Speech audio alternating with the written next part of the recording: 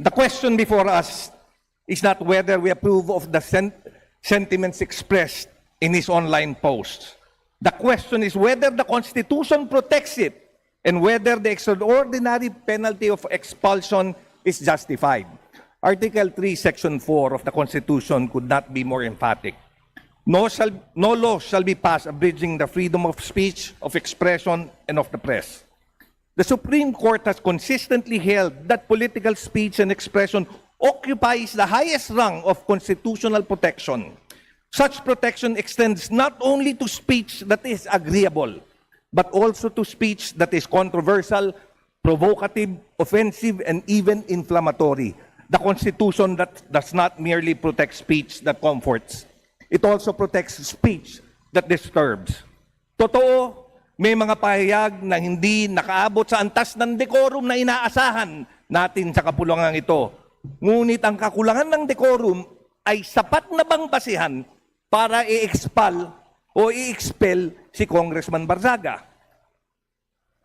Has by the record, and Congressman Barzaga has by the record already been twice suspended for substantially similar social media posts. The disciplinary power of this institution has already been invoked and imposed. The House has exercised its disciplinary prerogative. The present recommendation to escalate from suspension to expulsion absent a demonstrably graver and distinct transgression invites the question, what constitutional threshold has now been crossed to warrant the severest sanction? Kung ang parehong uri ng pananalita ay dati ng pinatawan ng suspensyon, anong bagong batayan ang magtutulak sa atin ngayon sa expulsion naman?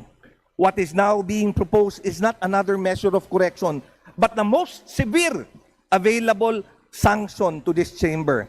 And this brings us to the principle even more fundamental than the rights of the member, the right of the people.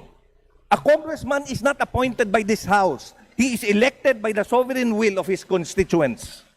The authority he carries is not ours to bestow, and therefore, it should not be ours to withdraw lightly. Kapag tayo ay nag-expel ng isang miyembro, hindi lamang isang tao ang ating pinarurusahan. Ang tunay na nawawalan ay ang mga mamamayan naghalal sa kanya upang maging kanilang tinig sa Kongreso. We remove not merely a seat, we remove a representation.